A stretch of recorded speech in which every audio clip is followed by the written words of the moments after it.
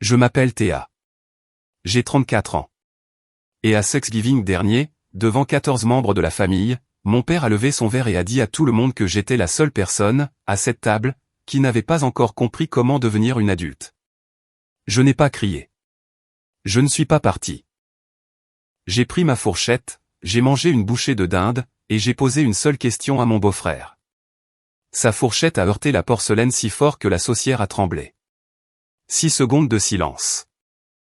L'odeur de la sauge et de la peau rôtie, flottant encore dans l'air, comme si elle n'avait pas reçu le mémo que le dîner était terminé. Ce que mon père ne savait pas, ce que personne à cette table ne savait, c'est que je portais un papier dans mon sac à main depuis 3 semaines. Un document public, le genre que n'importe qui peut trouver, s'il sait où chercher. Et moi, je savais où chercher. Avant de vous ramener au début, veuillez prendre un moment pour aimer et vous abonner. Et si vous le souhaitez, laissez votre ville et votre heure locale dans les commentaires. J'adore savoir d'où vous m'écoutez. Maintenant, laissez-moi vous ramener en octobre, 3 semaines avant que la dinde ne soit servie. Je vivais sur Birch Street, au 2e étage, appartement 2B. La moquette était plus vieille que moi, et l'eau chaude prenait son temps le matin, mais la fenêtre de la cuisine donnait à l'ouest. Et chaque après-midi, vers 16h30, le soleil entrait et transformait le lino en or. Mon chat, Copper, aimait s'asseoir sur le rebord de la fenêtre pendant cette demi-heure, sa fourrure orange s'illuminant comme un petit fourneau. Je me versais mon 2e café et je restais là, à le regarder observer le parking comme si c'était un documentaire animalier. Je travaillais chez Ridgeline Title Service, une petite société de titres de propriété située près de la route 9, entre un cabinet dentaire et un magasin de pneus à bas prix. Mon travail consistait à examiner les registres de propriété, les privilèges, les actes, les servitudes, les charges.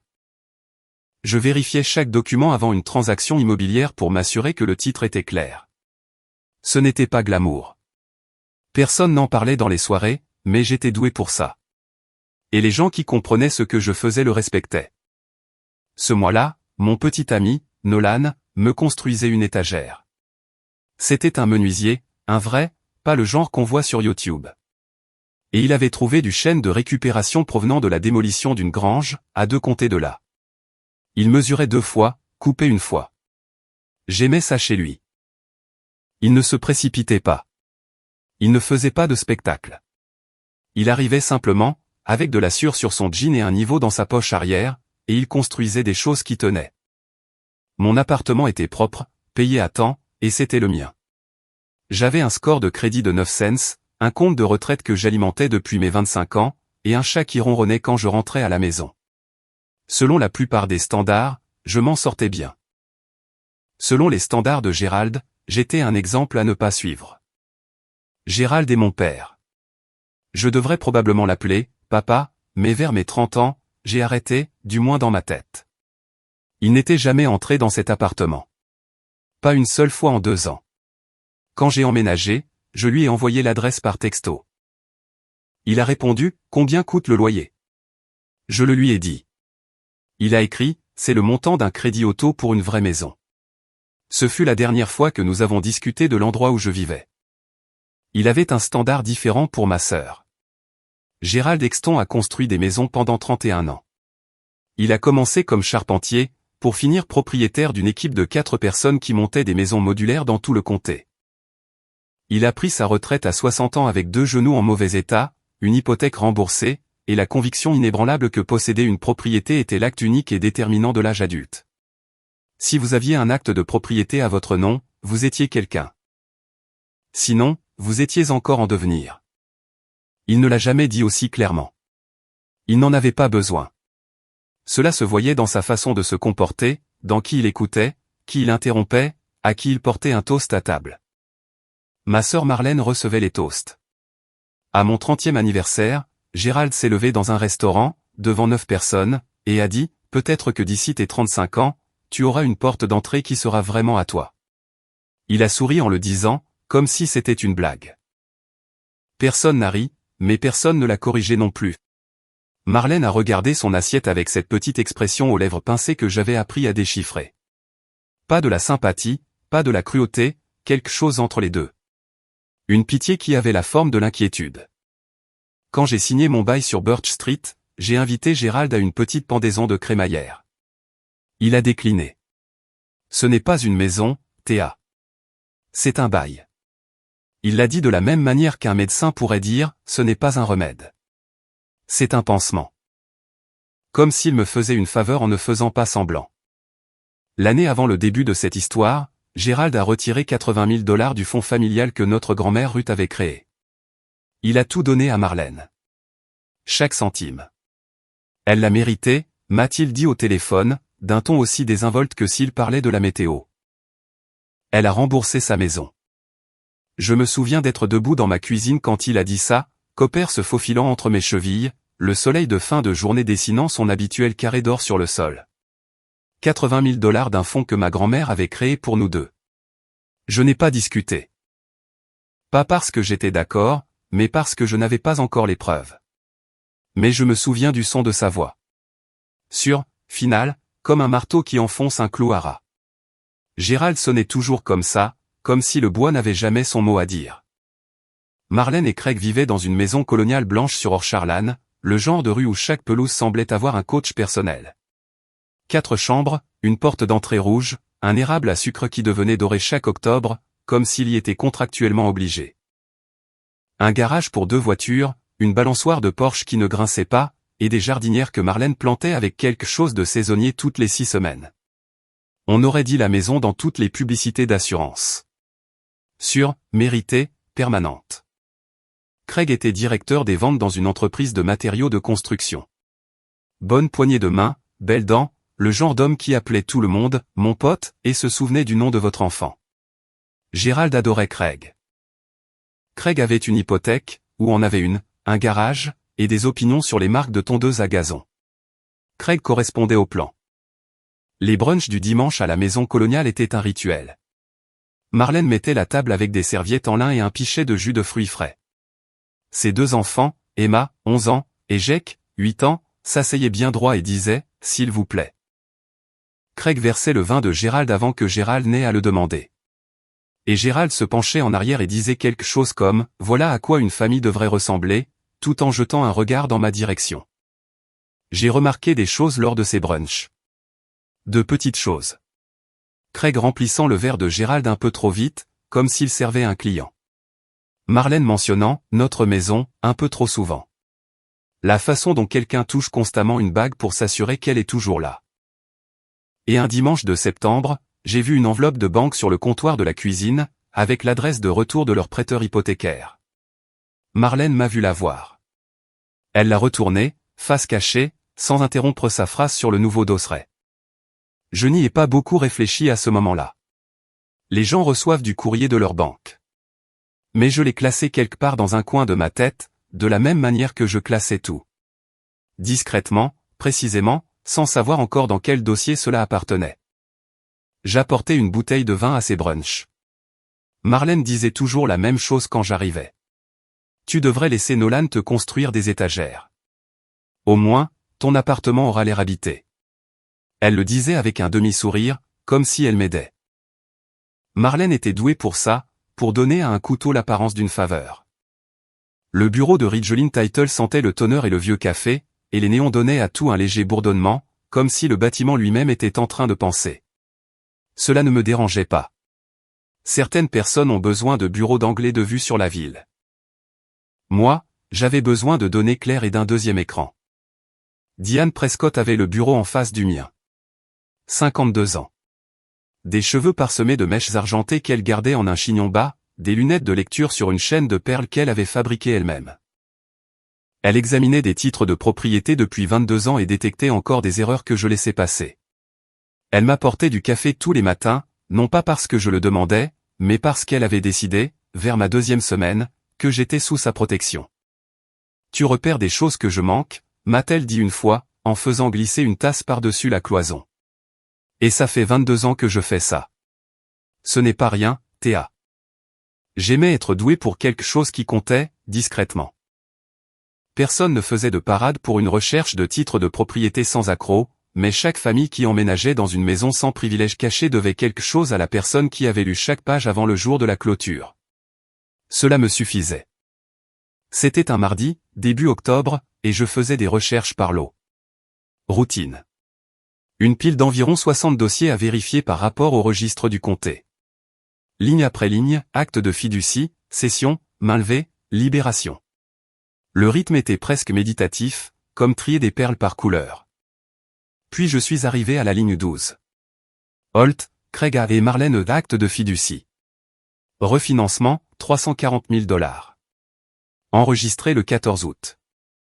Je l'ai relu. Je l'ai relu une troisième fois. La lumière fluorescente bourdonnait au-dessus de ma tête. Le 14 août. C'était 3 mois après que Marlène se soit tenue dans le salon de Gérald et ait annoncé qu'elle avait remboursé son hypothèque. 3 mois après que Gérald ait retiré 80 000 $ du fonds et les lui ait remis comme un trophée. Remboursé, puis refinancé pour 340 000 $. J'ai fermé le dossier. J'ai fini mon café. Je suis rentré chez moi, j'ai nourri Copper, et je me suis assise sur le canapé sans allumer la télévision.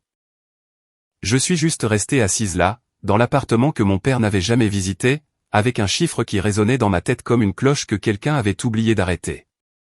340 000 $. Je n'ai pas bien dormi cette nuit-là. Copper, si. Roulé en boule au pied du lit comme une virgule, imperturbable face à l'arithmétique. Je l'enviais. 2 jours plus tard, pendant ma pause déjeuner, j'ai consulté le site web du registraire du comté. Ce n'était pas de l'espionnage, c'était mon travail, ou une version de celui-ci. Les archives publiques sont publiques pour une raison. N'importe qui avec une connexion Internet et un nom de famille peut les consulter. Je l'avais fait des milliers de fois pour des inconnus. Maintenant, je le faisais pour un nom que je connaissais. Le dossier était clair et net. Acte de fiducie enregistré le 14 août. Prêteur, Pacific Ridge Mortgage. Emprunteur, Craig Holt et Marlène Holt. Montant principal, 340 000 $. Refinancement avec retrait de liquidité, pas un refinancement de taux et de durée. Cette distinction était importante. Un refinancement de taux et de durée signifie que vous ajustez votre taux d'intérêt. Un retrait de liquidité signifie que vous retirez des fonds propres de la maison. Vous empruntez contre ce que vous possédez parce que vous avez besoin d'argent. Je suis resté assise sur le parking derrière le bureau, la lumière du soleil traversant les stores de ma voiture en fine ligne jaune. J'ai fait le calcul sur la calculatrice de mon téléphone, même si je l'avais déjà fait dans ma tête. L'hypothèque initiale de Marlène était d'environ 260 000 $. Elle avait dit à Gérald qu'elle l'avait remboursé. Gérald lui avait donné 80 000 $ du fonds. La dernière pièce, avait-il appelé ça, aussi fier qu'un homme posant la dernière tuile sur un toit qu'il avait construit lui-même. Marlène l'avait accepté, avait accepté les éloges, les toasts du dimanche, le titre de la fille qui avait réussi. 3 mois plus tard, elle a refinancé pour 340 000 $, plus que l'hypothèque initiale. Ce qui signifiait que les 80 000 $ que Gérald lui avait donnés n'étaient jamais allés à l'hypothèque. Ils étaient allés ailleurs. Et ensuite, elle et Craig avaient emprunté encore plus. J'ai fermé mon ordinateur portable. Le parking était vide. Un moineau s'est posé sur le capot de ma voiture, m'a regardé à travers le pare-brise comme s'il avait une question, puis s'est envolé. Je n'ai pas appelé Gérald. Je n'ai pas appelé Marlène. Je suis resté assise avec le calcul, de la même manière qu'on reste assis avec un bleu, en appuyant doucement dessus, pour tester sa profondeur. Ma sœur était une menteuse, et mon père lui avait construit un piédestal avec de l'argent qui était censé être à moi aussi. Gérald a appelé un samedi matin, le genre d'appel qui commence par « écoute » et se termine par des instructions. Il organisait Thanksgiving chez Marlène cette année. Ou plutôt, Marlène organisait et Gérald dirigeait. Elle a mérité le droit d'organiser, a-t-il dit, comme si c'était une promotion. Je ferai une annonce, quelque chose sur l'avenir, sur la maison.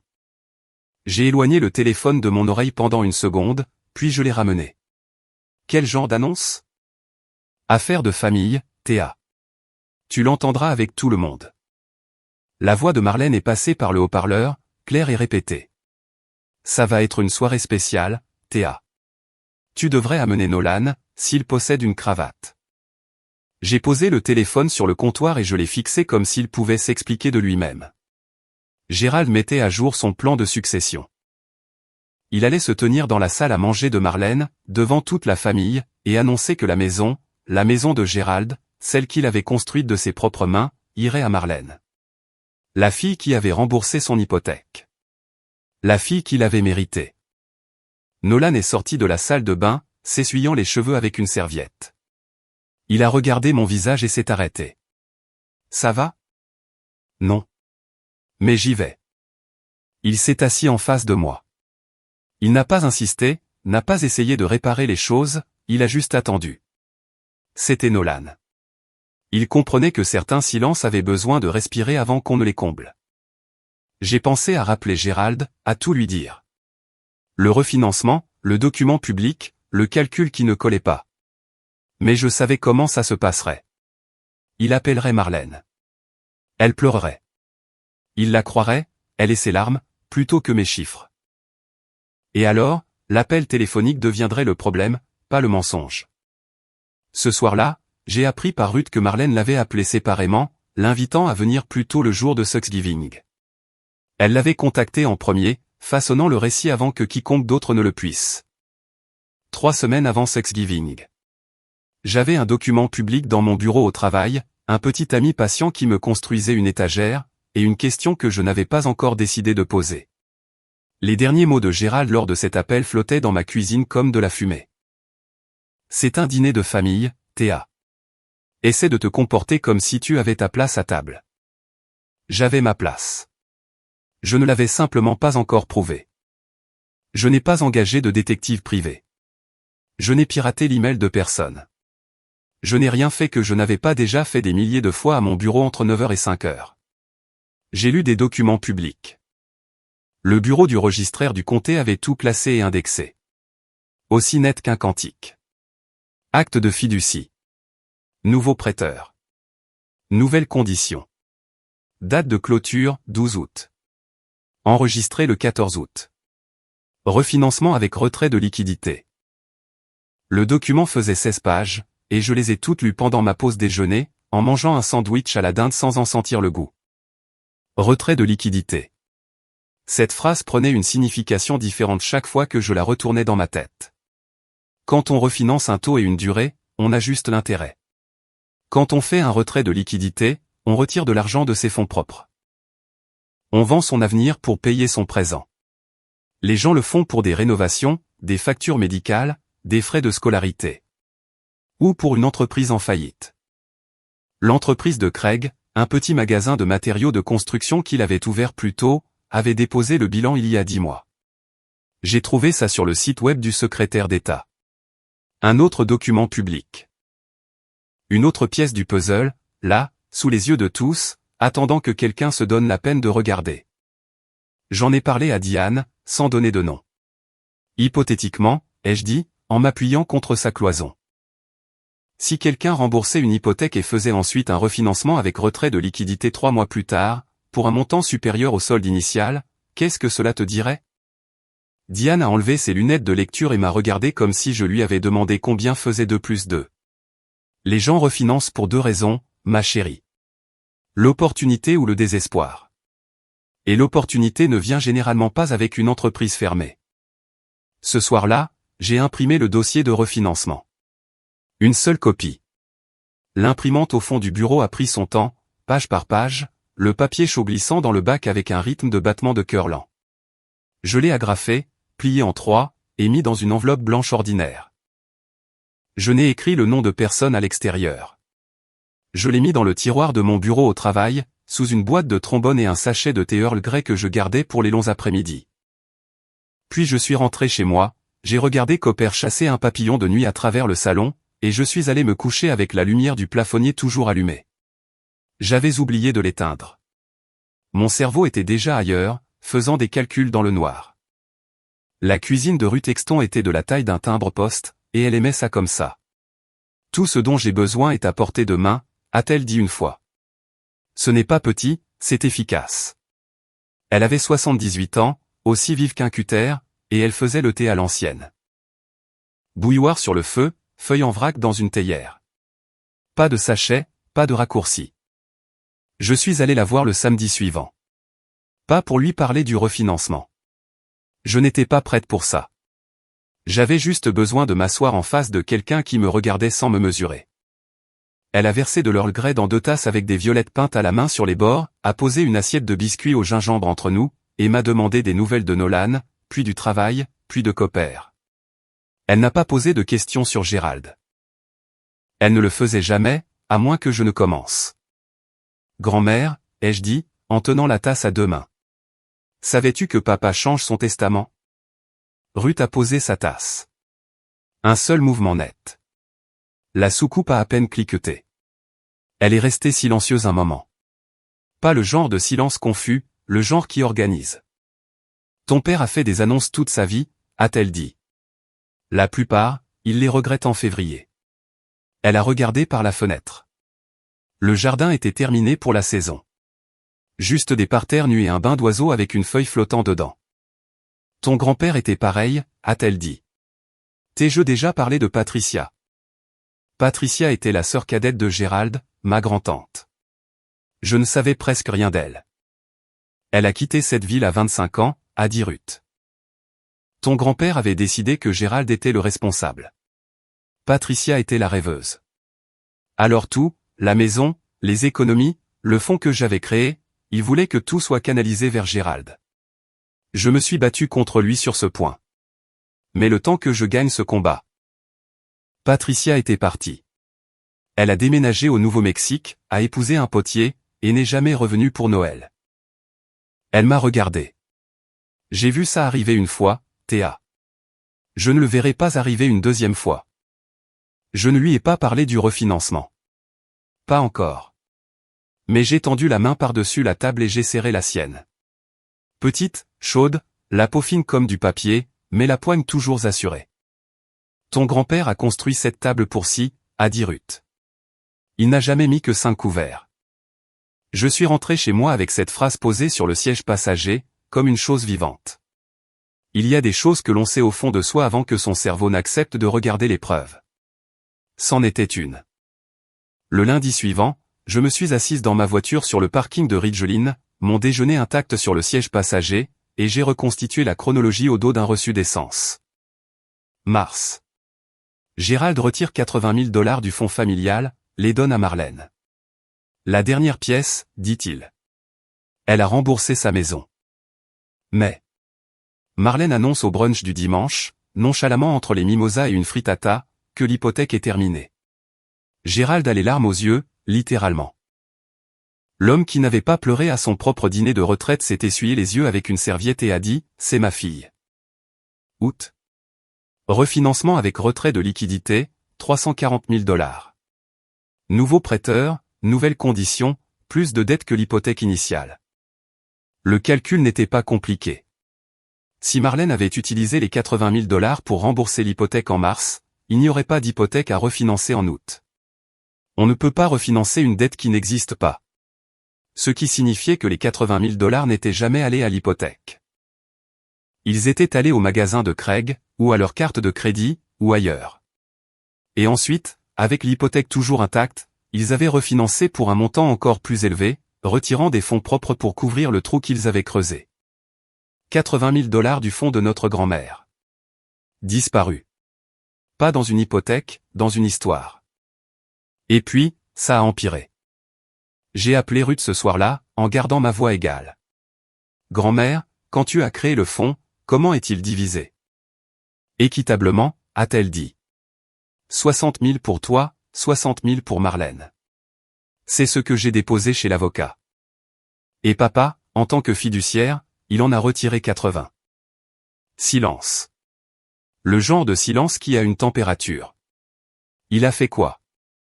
Ruth ne criait pas, Ruth ne criait jamais. Mais sa voix est descendue dans un registre que je n'avais entendu qu'une seule fois auparavant, quand un entrepreneur avait essayé de la surfacturer pour une réparation de toit. J'ai mis cet argent de côté pour vous deux. Toutes les deux. Je suis restée assise dans le noir de mon appartement, le téléphone collé à mon oreille, la pluie tapotant la fenêtre de la cuisine, les lumières du parking vacillant leurs pulsations orange en dessous. La respiration de Ruth était régulière, mais je pouvais entendre la colère sous-jacente, contenue comme des braises. 80 000 $. Il avait pris ma part, la part de Marlène, et 20 000 de plus, et avait remis le tout à la fille qui lui disait ce qu'il voulait entendre. Nolan est passé mercredi avec les pièces finies de l'étagère dans la benne de son camion.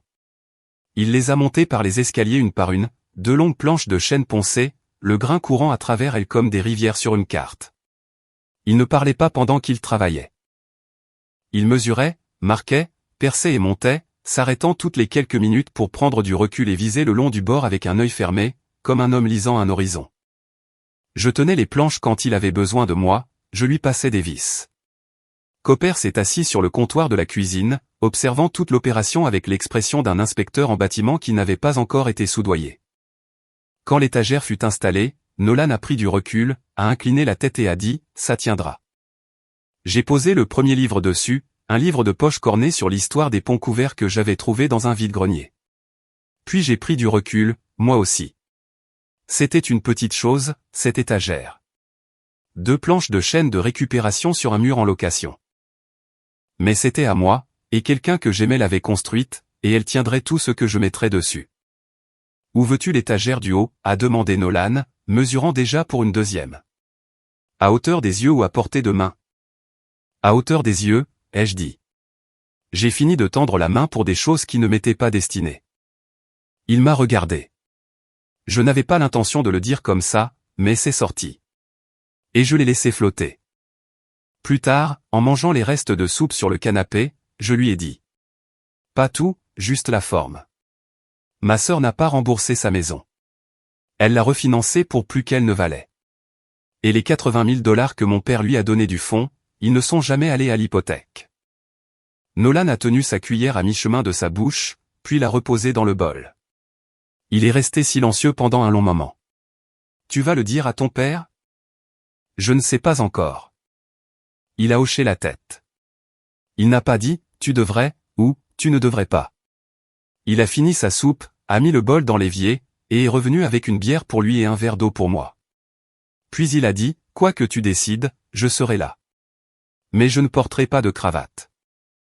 Cooper a sauté sur la nouvelle étagère, a reniflé le livre sur les ponts couverts, et s'est installé comme s'il y payait un loyer depuis toujours.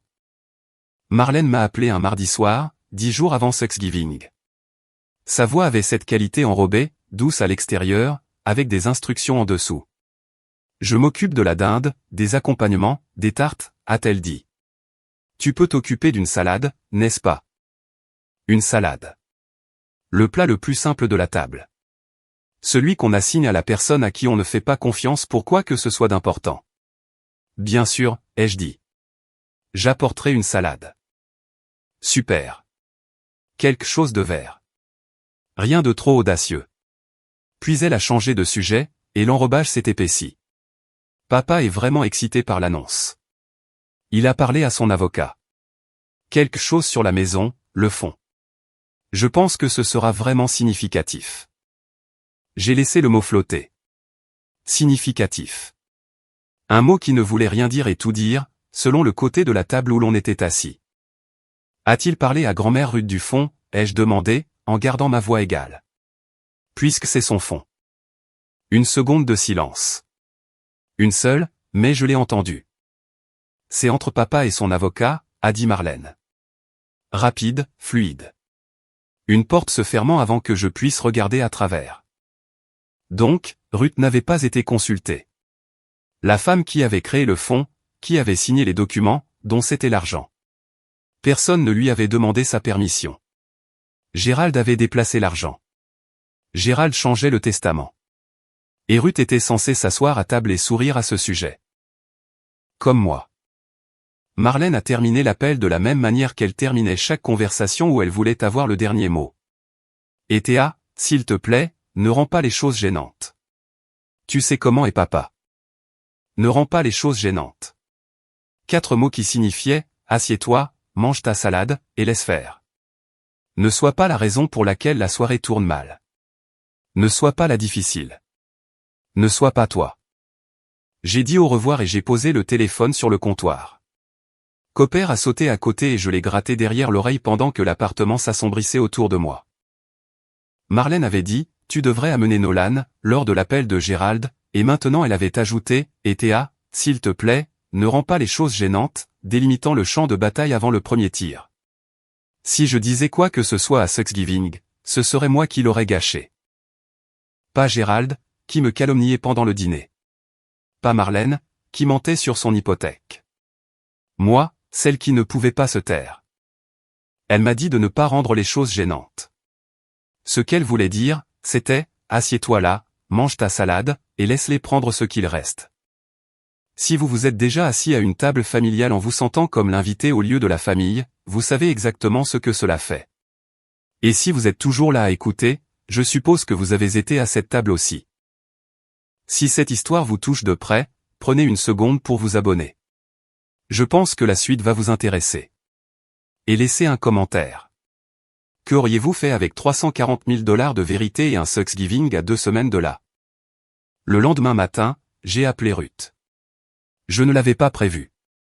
Ma main a simplement pris le téléphone pendant que je buvais mon café, comme si elle avait pris la décision pour moi. Grand-mère, je dois te demander quelque chose à propos du fonds. Demande. Tu as dit que c'était 60 000 chacun pour moi et Marlène. Est-ce que papa t'a déjà dit combien il a retiré? Il m'a dit qu'il avait retiré la part de Marlène. 60 000, sa voix était prudente. Il a dit qu'elle en avait besoin pour l'hypothèque. La dernière pièce. Il en a pris 80. La ligne est devenue silencieuse. J'entendais le tic-tac de l'horloge de sa cuisine à travers le téléphone. Cette vieille horloge en bois avec le pendule qui n'avait pas gardé l'heure exacte depuis une décennie, mais qui se balançait toujours. 80, a-t-elle répété. 60 de la part de Marlène, 20 de la mienne, ou du fonds général. Quoi qu'il en soit, plus que la part de Marlène. Et il ne lui avait jamais dit. J'ai entendu poser quelque chose. Une tasse de thé, peut-être.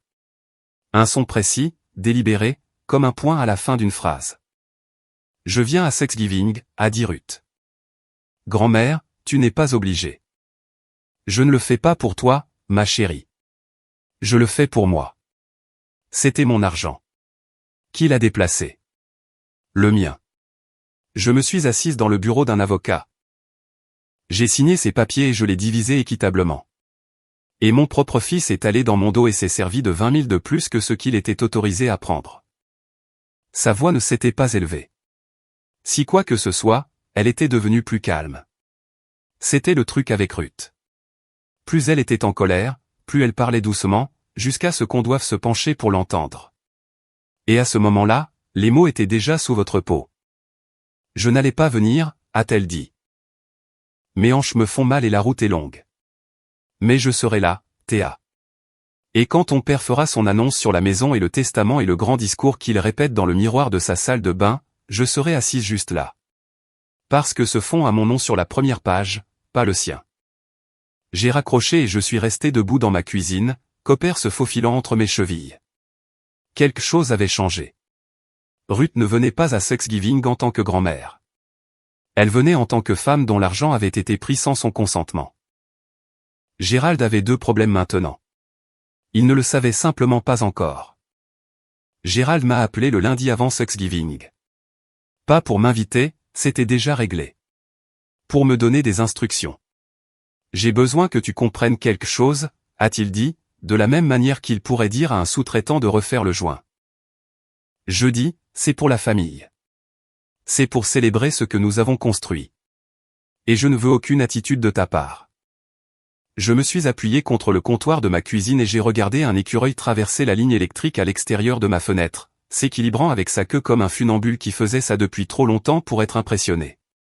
Quelle attitude, papa? Tu sais de quoi je parle. Les soupirs, le fait de regarder ton téléphone. Ta sœur a travaillé dur pour ce qu'elle a. Le moins que tu puisses faire, c'est d'être heureuse pour elle. Le moins que je puisse faire. Gérald adorait cette phrase. C'était sa façon de fixer le plafond avant même que vous n'entriez dans la pièce. Le moins que tu puisses faire, c'est de venir. Le moins que tu puisses faire, c'est de sourire. Le moins que tu puisses faire, c'est de faire semblant. Et Théa, a-t-il continué, je vais dire quelques mots au dîner, à propos de la maison, de l'avenir. Je veux que tu sois gracieuse à ce sujet. Gracieuse. Il voulait que je m'assoie dans la salle à manger de Marlène, sur la porcelaine de Marlène, en mangeant la dinde de Marlène, et que je souris pendant qu'il annonçait que tout sa maison, le fonds, l'héritage familial irait à la fille qui l'avait mérité. Et la fille qui ne l'avait pas mérité apporterait la salade et se tairait. J'ai fermé les yeux. J'ai voulu dire, elle ne l'a pas mérité. Elle l'a obtenu en mentant. Tes 80 000 $ ont disparu et son hypothèque est plus grande que jamais. Et tu te tiens sur une scène qu'elle a construite en papier.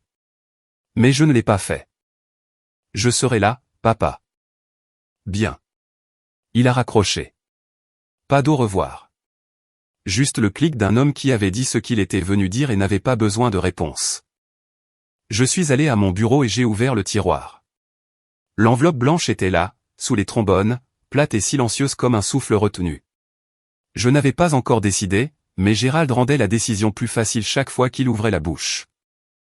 Je ne te demande pas d'être d'accord, Théa, avait-il dit. Je te demande de bien te comporter. 6 jours avant la dinde. J'ai fermé le tiroir, mais je ne l'ai pas verrouillé. Mercredi soir, la veille de Thanksgiving. Nolan et moi étions assis dans son camion devant mon immeuble, le moteur éteint, le chauffage faisant des cliquetis en refroidissant. La pluie frappait le pare-brise en grosses gouttes lentes qui captaient la lumière du parking et la retenaient une seconde avant de glisser. Je ne vais rien commencer, ai-je dit. J'avais besoin de le dire à voix haute pour le rendre réel. Mais s'il se lève et dit à tout le monde que je suis l'échec pendant qu'elle est la réussite, pendant qu'il donne ma part du fond de grand-mère basée sur un mensonge, je ne peux pas juste manger de la salade et sourire. Nolan n'a pas répondu tout de suite. Il avait une façon de s'asseoir avec une question de la même manière que la plupart des gens s'assoient avec un café. En le tenant, en le laissant refroidir, sans se presser de boire. Alors ne le fais pas, a-t-il dit. Plus calme que la pluie. De quoi as-tu besoin, a-t-il demandé. J'y ai réfléchi. Vraiment réfléchi. Pas la pensée paniquée de fin de soirée, mais la pensée claire.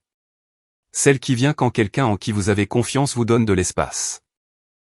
J'ai besoin du dossier de refinancement dans mon sac à main. J'ai besoin de toi à côté de moi, et j'ai besoin de ne pas vomir d'ici demain.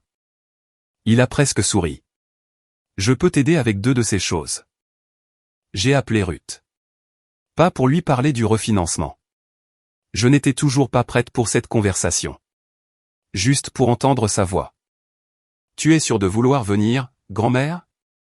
Ça fait 30 ans que je ne dis rien des erreurs de mon fils, Théa. J'ai fini de ne rien dire.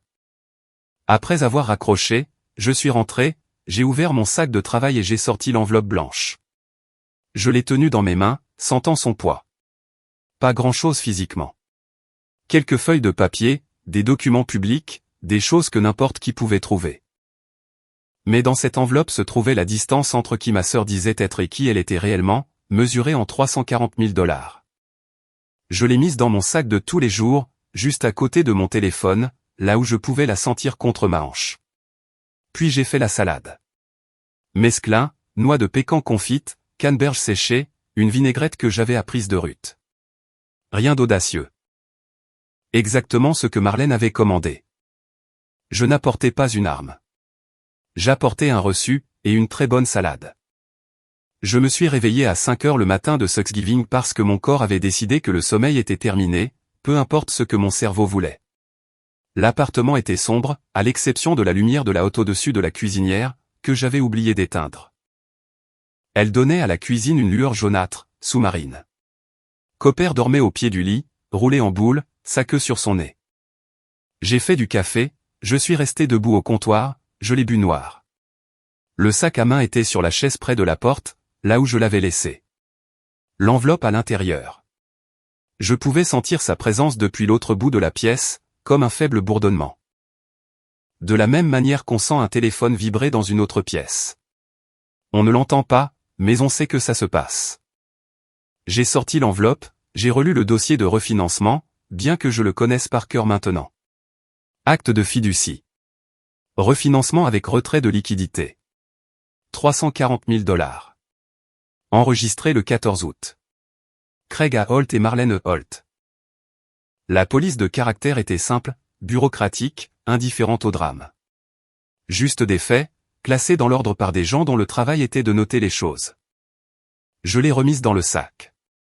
Puis je l'ai sortie et je l'ai posée sur le comptoir. Gérald était mon père. Il avait tort à propos de l'argent, de Marlène, de moi. Mais il était toujours mon père. Si je disais quelque chose à cette table, devant tout le monde, il ne me le pardonnerait jamais. Pas pour avoir eu raison. Pour avoir eu raison en public. Je pourrais gagner l'argument et perdre la famille. J'ai laissé l'enveloppe sur le comptoir. Je me suis habillé. Je me suis maquillé légèrement, comme je le faisais toujours. Rien qui ne dise, je me prépare pour la bataille. Je me suis brossé les cheveux. Je me suis regardé dans le miroir de la salle de bain et j'ai vu une femme qui avait payé son propre loyer pendant 12 ans et n'avait jamais menti à ce sujet. Puis le texto de Gérald est arrivé.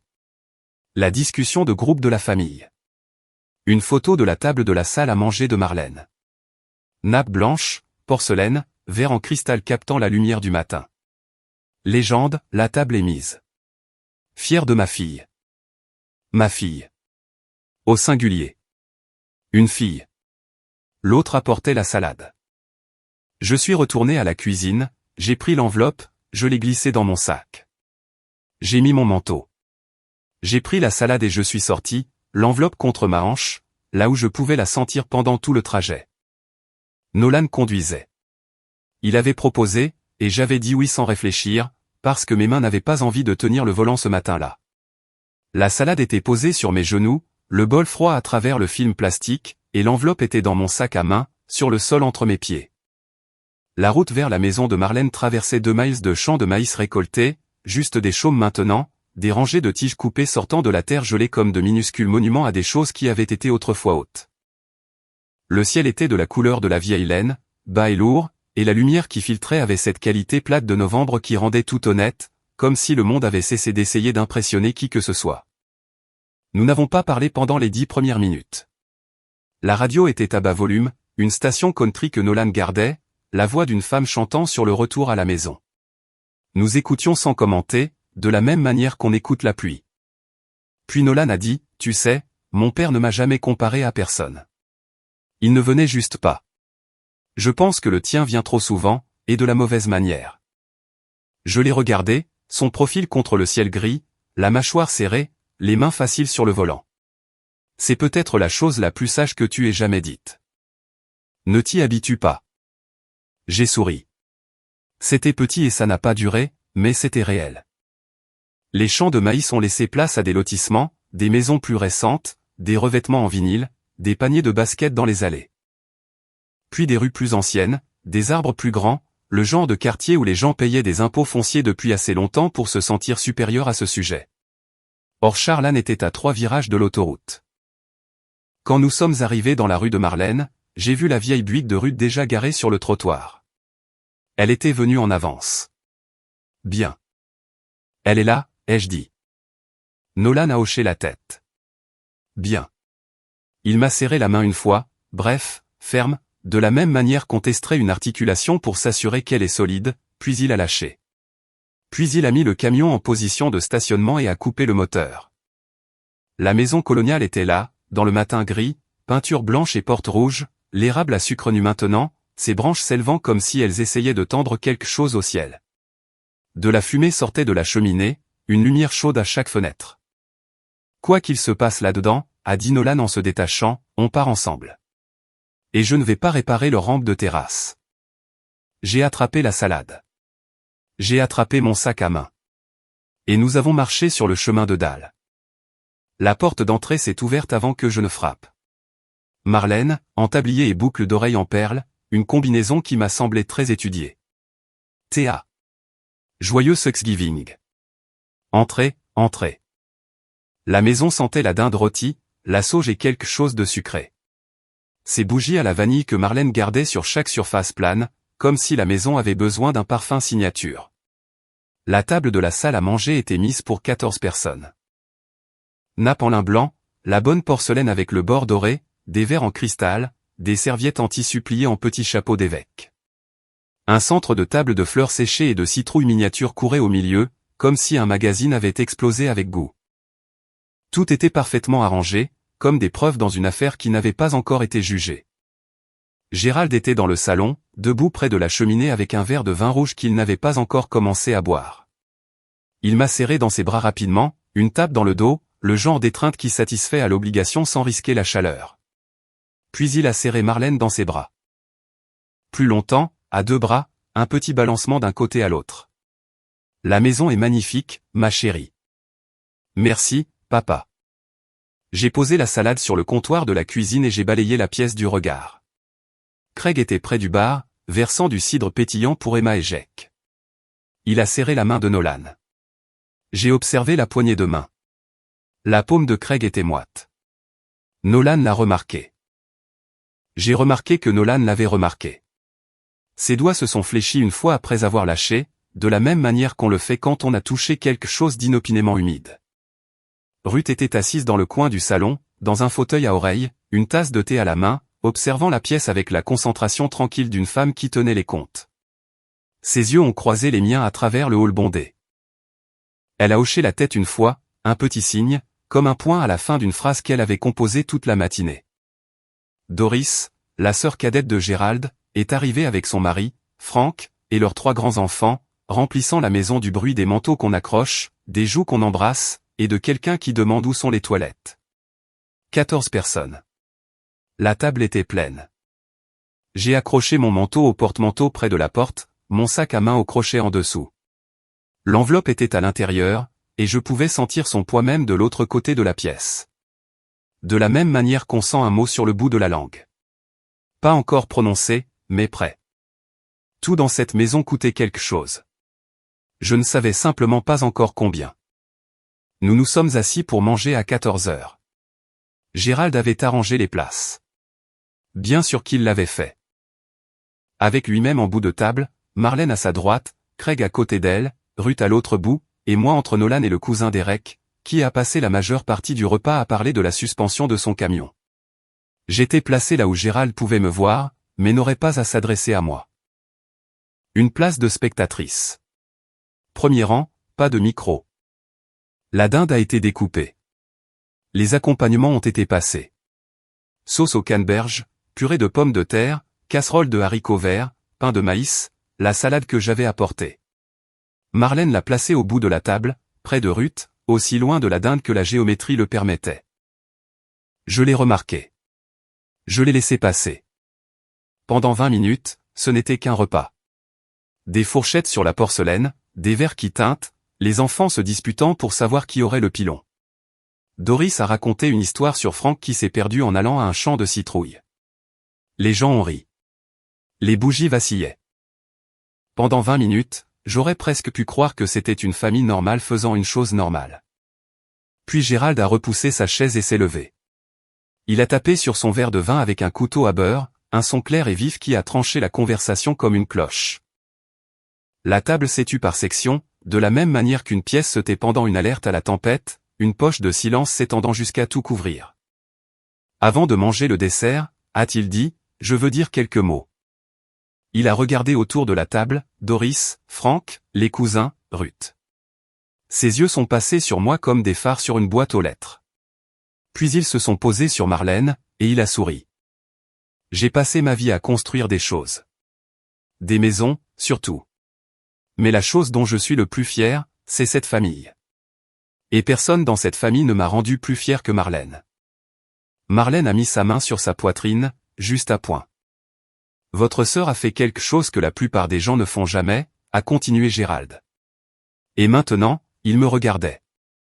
Pas à côté de moi, pas près de moi. Moi. Elle a remboursé sa maison avant 40 ans. Elle a construit une famille, un foyer, une vie. Il a levé son verre.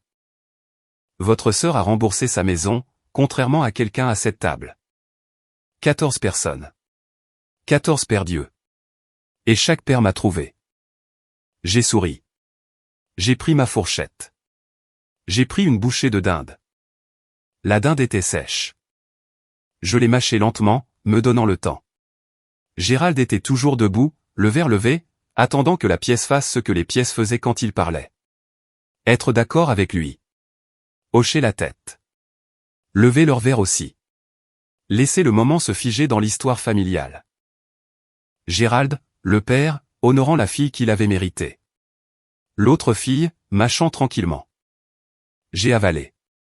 J'ai posé ma fourchette. Et je me suis tourné vers Craig. Craig, peux-tu me passer la dinde, ai-je demandé. Ma voix était égale, polie, la voix que j'utilisais lors des clôtures quand j'avais besoin qu'un notaire revérifie une signature. Et pendant que tu y es, comment avance le refinancement de 340 000 $? La fourchette de Craig a heurté la porcelaine. Le son était petit, un cliquetis métallique contre la porcelaine, une seule note. Mais dans le silence qui a suivi, il a rempli la pièce comme une cloche d'église.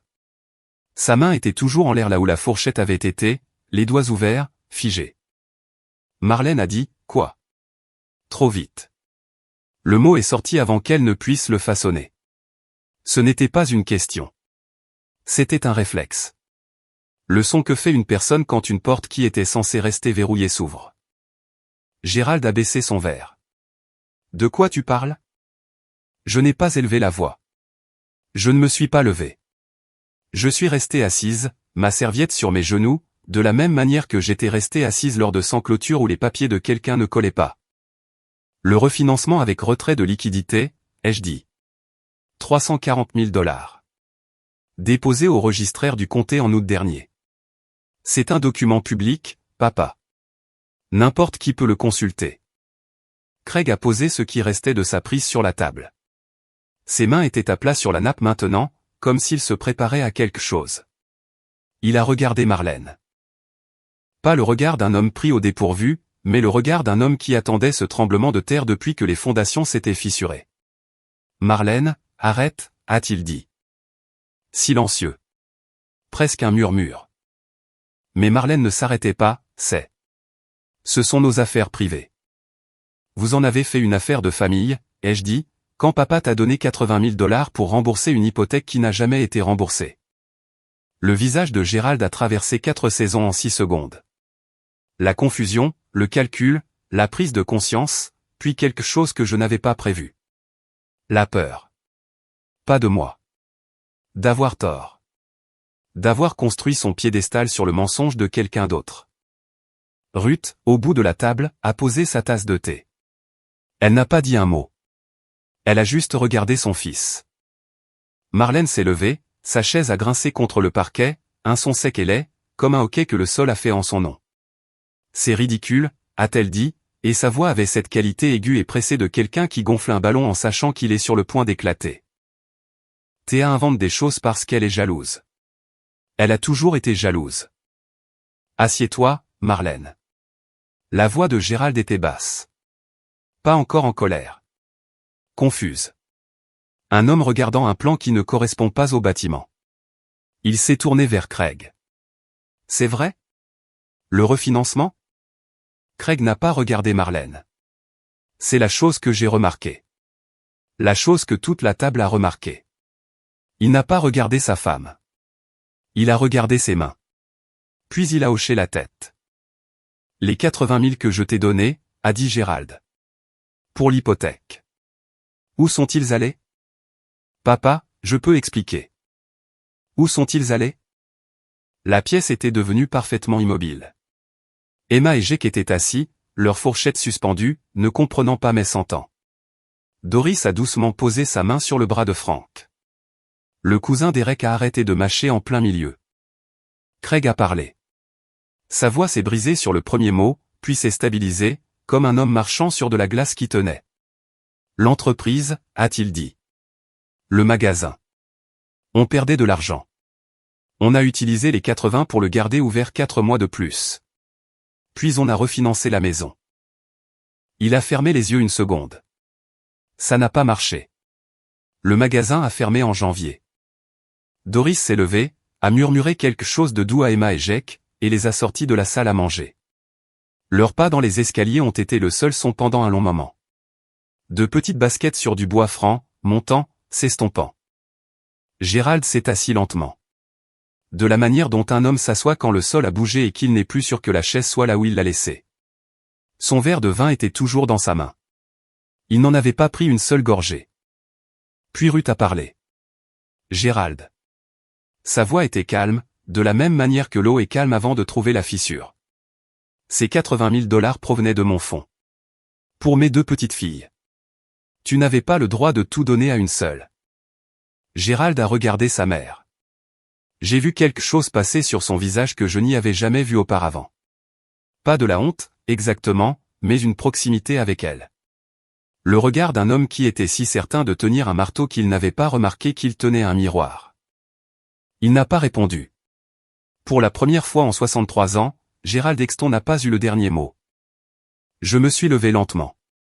Pas de manière dramatique. Je ne jouais pas un rôle. J'avais juste besoin d'être debout pour ce que j'allais dire. De la même manière qu'on se lève quand on quitte une pièce dans laquelle on ne prévoit pas de revenir de la même façon. J'ai regardé Gérald. Il était toujours sur sa chaise, le verre de vin intact, les yeux fixés quelque part entre le plat de dinde et quelque chose que lui seul pouvait voir. Je ne suis pas venu ici pour embarrasser qui que ce soit, papa. Je suis venu parce que tu m'as invité. Ma voix n'a pas tremblé. J'en ai été surprise. Je m'attendais à des tremblements, à ce que ma gorge se noue comme elle le faisait toujours autour de Gérald. Cette petitesse automatique, comme si mon corps avait mémorisé son rôle avant que je sois assez grande pour m'y opposer. Mais quelque chose avait changé. La petitesse avait disparu. Pas remplacée par la colère. Remplacée par la clarté. Mais j'ai fini de m'asseoir à une table où je suis la chute de la blague de quelqu'un d'autre. Gérald a ouvert la bouche. Théa. Puis il l'a fermée. Le mot est resté entre nous comme une pièce que quelqu'un avait laissé tomber et qu'aucun de nous n'a ramassée. J'ai regardé Marlène. Elle était toujours debout, mais la performance s'était vidée de sa posture. Elle avait l'air plus petite que je ne l'avais jamais vue. Pas vaincue, pas désolée. Juste exposée. Comme une maison avec les rideaux tirés et les lumières allumées. Je ne te déteste pas, lui ai-je dit.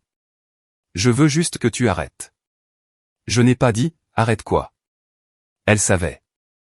J'ai pris mon sac à main sur le crochet près de la porte. Nolan était déjà debout, sa veste à la main. Il a fait un signe de tête à la table, poli, sans se presser. Le signe de tête d'un homme qui avait été bien élevé et n'avait pas besoin de le prouver en faisant une scène. Ruth a parlé de sa chaise. Théa. Je me suis arrêté. Passe demain. Je ferai du thé. Nous avons des choses à discuter. Elle a regardé Gérald. À propos du fond. Nous tous. J'ai hoché la tête. Puis Nolan et moi sommes allés à la porte. Je ne l'ai pas claquée. Je l'ai juste fermée. Il y a une différence. Un claquement, c'est pour le public. Une fermeture, c'est pour soi-même. Dehors, l'air de novembre m'a frappé le visage comme de l'eau froide. Le ciel s'était assombri tôt, comme il le fait fin novembre, et la lumière du porche projetait un cercle jaune sur les dalles. Je pouvais sentir les feuilles mouillées et quelque chose de sucré. Une tarte refroidissant sur un rebord de fenêtre quelque part. Le Thanksgiving de quelqu'un d'autre. Nolan m'a ouvert la porte du camion. Je me suis assise et j'ai posé l'enveloppe, toujours scellée, toujours non ouverte, sur le tableau de bord. Je n'avais pas eu besoin de leur montrer le papier. La question avait suffi. Je me tenais sur le porche de ma sœur cette nuit-là, et l'air sentait les feuilles mouillées et la tarte froide. J'avais posé une question, et cela m'avait coûté un dîner de Thanksgiving. Mais cela m'avait acheté quelque chose pour lequel j'avais payé toute ma vie, le droit d'arrêter de faire semblant. Si vous êtes déjà sorti d'une pièce en vous sentant plus léger, et non plus lourd, vous savez exactement ce que je veux dire. Si cette histoire a signifié quelque chose pour vous, cliquez sur ce bouton d'abonnement. La prochaine partie est la partie calme, et parfois, c'est la partie qui compte le plus. Je me suis réveillé le lendemain matin et pendant 3 bonnes secondes, je ne me suis souvenu de rien. Puis c'est revenu. Pas comme une vague, mais comme un dépôt, comme de la neige se posant sur une surface qui était prête à la recevoir. L'appartement était calme. Copper était sur ma poitrine, une patte repliée sous son menton, son ronronnement vibrant à travers mes côtes. La lumière du plafonnier était éteinte. Nolan l'avait éteinte dans la nuit. Il était maintenant dans la cuisine. J'entendais la cafetière faire son travail percussif lent et le léger tintement d'une cuillère contre une tasse. Je suis resté allongé un moment. Le plafond avait une fissure fine qui allait du luminaire au coin. Je l'avais remarqué le jour de mon emménagement et l'avais regardée tellement de fois depuis qu'elle semblait être de la ponctuation. Une ligne tracée par le bâtiment lui-même, marquant le temps. Nolan est apparu dans l'embrasure de la porte avec 2 tasses. Il m'en a tendu une et s'est assis sur le bord du lit. Nous avons bu sans parler. Le café était fort et la lumière à travers la fenêtre était plus douce que celle de la veille. Une lumière de vendredi après Thanksgiving, pâle et sans hâte, comme si le monde avait expiré. « Comment te sens-tu » a-t-il demandé. J'y ai réfléchi. Vraiment réfléchi. De la même manière que j'examinerais un document au travail. En lisant chaque ligne, en vérifiant ce qui était réellement là par rapport à ce que je voulais qu'il y soit. Comme si je venais de poser quelque chose que je portais depuis 20 ans, ai-je dit, et mes bras ne savent pas encore quoi faire.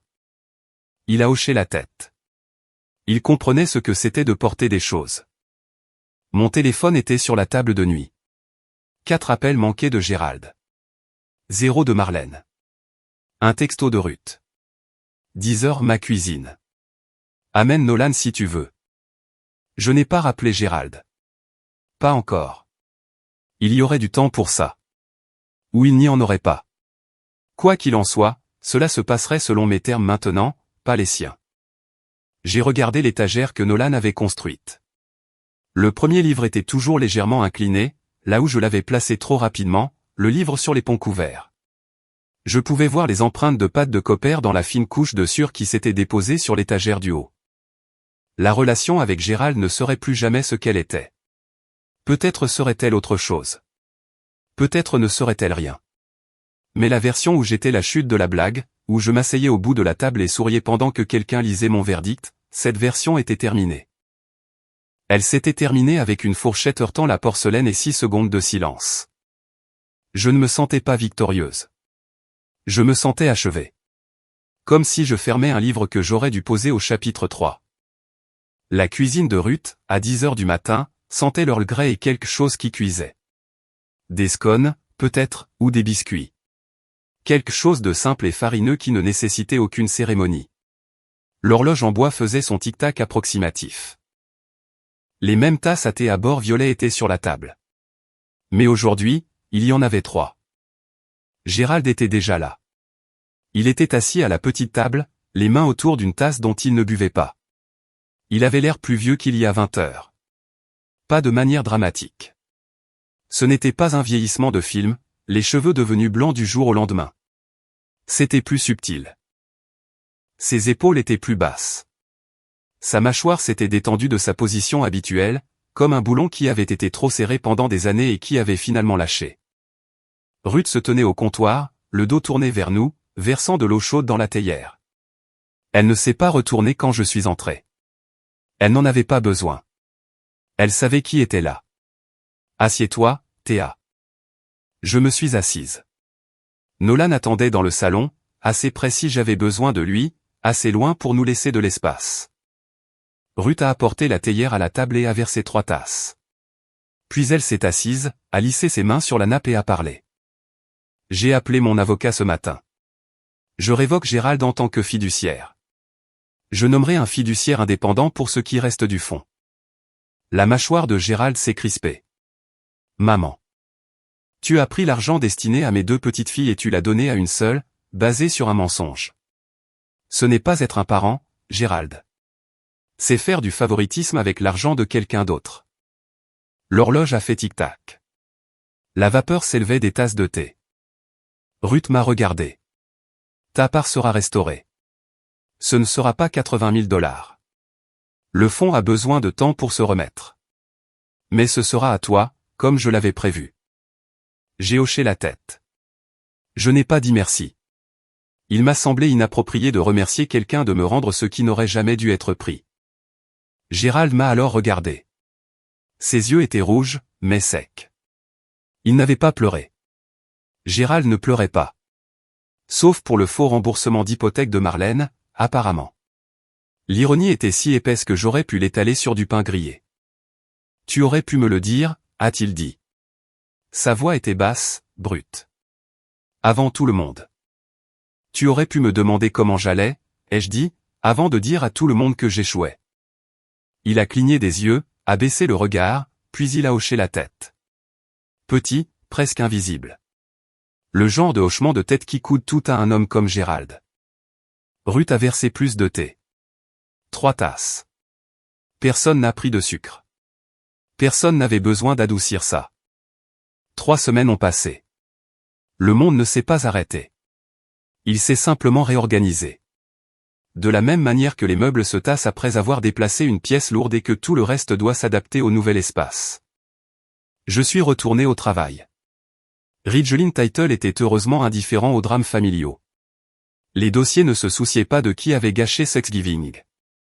Diane m'a regardé le lundi matin, ses lunettes à mi-nez, et a dit « Alors, c'était ta sœur ?» Je l'ai fixé. Ma chérie, ça fait 22 ans que je travaille dans les titres de propriété. J'ai su au moment où tu t'es tue ce jour-là. On ne se tait pas pour des inconnus. Je n'ai ni confirmé ni nié. Elle m'a tapoté le bras, m'a tendu un café et est retournée à son bureau. Ce fut toute la conversation. Diane comprenait la discrétion de la même manière que les chirurgiens comprennent les champs stériles. Ce n'était pas facultatif. C'était structurel. Marlène a envoyé un texto une fois. 5 mots. Je suis désolé que tu l'aies découvert de cette façon. Pas désolé d'avoir menti. Pas désolé d'avoir pris l'argent. Désolé que je l'ai découvert. Je l'ai lu 2 fois, puis j'ai posé le téléphone. Je n'ai pas répondu. Il n'y avait pas de réponse qui aurait pu faire du bien. Elle ne s'excusait pas. Elle gérait la situation. Craig a appelé. Gêné, court, sa voix dépouillée de cette chaleur de vendeur. Pour ce que ça vaut, je voulais tout avouer il y a 1 an. Elle ne m'a pas laissé faire. Je sais, ai-je dit. Comment ? Parce que tu n'as pas pu me regarder dans les yeux à un seul brunch du dimanche. Silence, puis. Ouais. Prends soin de tes enfants, Craig. C'était tout. Nous ne sommes pas devenus amis. Mais j'ai arrêté de le ranger dans le même dossier que Marlène. Il était faible là où elle était calculatrice. Des péchés différents. Gérald a appelé une fois. Aussi court, aussi dépouillé. Ruth change les papiers du fond. Je suppose que tu le sais. Je le sais. Une pause si longue que j'ai vérifié l'écran pour voir si l'appel avait été coupé. Tu ressembles beaucoup à ta grand-mère, a-t-il finalement dit. Ce n'était pas toujours un compliment de ma part. Mais peut-être que ça aurait dû l'être. Il a raccroché avant que je puisse répondre. Gérald ne faisait pas dans la vulnérabilité plus de 15 secondes à la fois. Mais il l'avait dit, et je l'avais entendu. Et cette petite phrase étrange est restée dans ma poitrine comme une graine dont je n'étais pas sûr qu'elle pousserait, mais que je n'étais pas prête à jeter. Nolan a fini la 2e étagère ce week-end-là. Celle-ci était pour les livres de cuisine. Cooper a immédiatement revendiqué l'étagère du haut, poussant un exemplaire de Julia Child de la tête pour faire de la place. La première neige est tombée un mardi. Légère, sans engagement, le genre qui fond à midi mais qui vous rappelle que quelque chose est en train de changer. La veille de Noël. La maison de Ruth. Pas la maison coloniale de Marlène. Pas le pavillon de Gérald. La cuisine de Ruth. Celle avec l'efficacité à portée de main et l'horloge qui gardait son propre temps. La table était mise pour 4. Ruth, Théa, Nolan et Doris, qui m'avaient appelé 2 jours après Thanksgiving et m'avaient dit « J'aurais dû dire quelque chose il y a des années. Je le dis maintenant. Je suis de ton côté. » Elle l'avait dit simplement, sans drame, sur le ton d'une femme qui accroche un tableau qu'elle avait l'intention d'accrocher depuis une décennie. Ruth a préparé un poulet rôti, plus petit que la dinde de Thanksgiving, assaisonné de romarin et de citron. La peau crépitait, dorée, dans sa vieille cocotte en fonte. Pas de porcelaine à bord doré, pas de verre en cristal. Elle a utilisé le service en grès qu'elle avait depuis 40 ans. Bord bleu, légèrement ébréché sur les bords, assez lourd pour signifier quelque chose. Il n'y a pas eu de discours, pas de toast, pas d'annonce. Nolan a découpé. Doris a versé le vin. Ruth a sorti les biscuits. J'ai préparé une salade, une bonne, parce que je suis doué pour les salades, et il n'y avait personne ici qui utiliserait ça contre moi. J'ai regardé ma place à table. Ruth avait disposé des cartons de table écrits à la main. Du vrai papier cartonné, coupé au ciseau, nos noms dans son écriture cursive. Son écriture tremblait un peu maintenant, les lettres penchaient légèrement vers la droite, comme si elles marchaient contre le vent. Mais chaque lettre était là, claire et délibérée. Mon carton était à la place la plus proche de la cuisine. Je lui ai demandé pourquoi. C'est là que la famille s'assoit, a-t-elle dit. Assez près pour aider. Assez près pour être servi en premier. J'ai passé mon pouce sur mon nom. L'encre était encore légèrement en relief. Elle avait utilisé un stylo plume. Le vieux qu'elle gardait dans le tiroir à bric-à-brac, à côté des élastiques et des coupons périmés. Le « T » de Théa avait une petite boucle en haut, comme une vague. Dehors, la neige tombait. De la vraie neige cette fois. Pas le genre sans engagement, mais le genre lourd qui reste, qui change la forme de tout ce qu'il touche. Les bougies sur la table étaient en cire d'abeille, pas à la vanille. Elle sentait la chaleur, sans essayer. À Thanksgiving dernier, mon père a levé son verre et a dit à tout le monde que j'étais l'échec. Sa fourchette était stable. Sa voix était certaine. Il n'avait aucune idée qu'il se tenait sur un mensonge. Ce Noël, ma grand-mère a mis une table pour 4. Elle n'a pas porté de toast. Elle n'en avait pas besoin. Je pensais que l'appartenance signifiait être choisi. J'avais tort. Cela signifiait choisir où s'asseoir. Voilà mon histoire. La dinde a refroidi. Le mensonge a été exposé. Et j'ai appris qu'une question posée calmement peut frapper plus fort que n'importe quelle porte que l'on claque. Si cette histoire vous a rappelé votre propre table de Thanksgiving, votre propre silence, votre propre moment de choix, laissez un commentaire. Je les lis tous, un par un.